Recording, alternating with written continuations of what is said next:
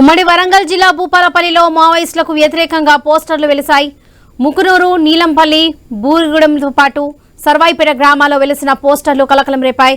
Maoist అగ్రనేతలు కాలం చెల్లిన సిద్ధాంతాలు వీడి జనజీవన విధానంలో కలవాలంటూ పోస్టర్లు అంటించారు.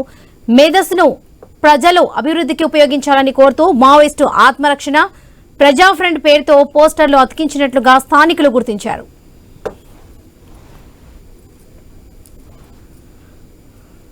ఉమ్మడి వరంగల్ జిల్లా భూపాలపల్లిలో మావోయిస్టులకు వ్యతిరేకంగా పోస్టర్లు వెలిశాయి. ముకునూరు, నీలంపల్లి, బూరిగూడెంతో పాటు సర్వాయిపేట గ్రామాల్లో వెలిసిన పోస్టర్లు కలకలం రేపాయి. ఇదే విషయం సంబంధించి పూర్తి అప్డేట్స్ మా ప్రతినిధి ప్రశాంత్ అందిస్తారు. ప్రశాంత్. వరలక్ష్మి, ఇటు జయశంకర్ భూపాలపల్లి జిల్లా గోదావరి పరివాహన ప్రాంతం ఏజెన్సీలో మావోయిస్టులకు వ్యతిరేకంగా కరపత్రాలు వెలువడడంతో ఒకసారిగా కలకలం రేగుతుంది.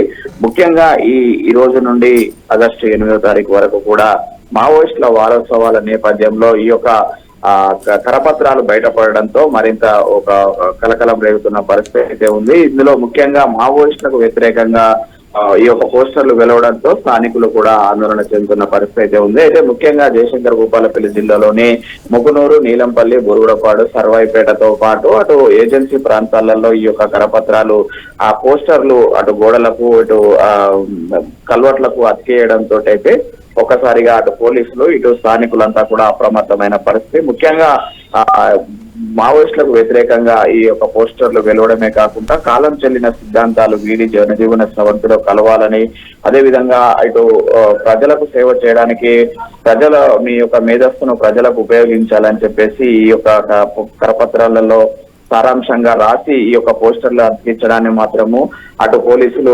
క్షుణ్ణంగా అబ్జర్వ్ చేస్తున్నారు. ఇప్పటికే ఇటు మావోయిస్టులు వారోత్సవాల నేపథ్యంలో పూర్తిగా అటు తనిఖీలలో నిమగ్నమైనటువంటి పోలీసులు ఈ యొక్క కరపత్రాలు నేపథ్యంలో మరింత పటిష్టమైన బందోబస్తు ఏర్పాటు దిశగా ముందుకెళ్తున్నారు. అయితే ఇన్ని రోజులు మావోయిస్టులకు మద్దతుగా ఉండేటువంటి ప్రజలు కావచ్చు, ఇటు కవులు, కళాకారులు కావచ్చు, ఇప్పుడు ఈ తిరుగుబాటు చూసి ముఖ్యంగా ఈ పోస్టర్లు కలకలం రూపంలో మావోయిస్టులకు వ్యతిరేకంగా కరపత్రాలు రావడాన్ని అయితే ఒక డిఫరెంట్ గా చూస్తున్నారు. అయితే ఇది పోలీసుల చర్యనా లేదంటే నిజంగా మావోయిస్టుల బాధితుల చర్యనా అనేది మాత్రం కొంత లోతుగా అధ్యయనం చేస్తున్నారు. అయితే ఈ కరపత్రాల పైన అయితే ఇప్పటివరకు ఇంకా మావోయిస్టు పార్టీ ఎలాంటి స్పందనలు అయితే ఇప్పటివరకు స్పందించలేదు వరలక్ష్మి. అయితే చూడాలి ఇది మావోయిస్టు పార్టీకి వ్యతిరేకంగా వచ్చినటువంటి కరపత్రాలపై మావోయిస్టు పార్టీ ఎలా స్పందిస్తుంది. ఇటు పోలీసులు అయితే భారీ బందోబస్తు ఏర్పాటు చేస్తున్నారు. ఇటు పోలీసులకు సహకరించే వాళ్ళ పోలీస్ ఇన్ఫార్మర్ల నేపంతో ఈ యొక్క కరపత్రాలు రాశారా అనే కోణంలోనైతే అటు మావోయిస్టులు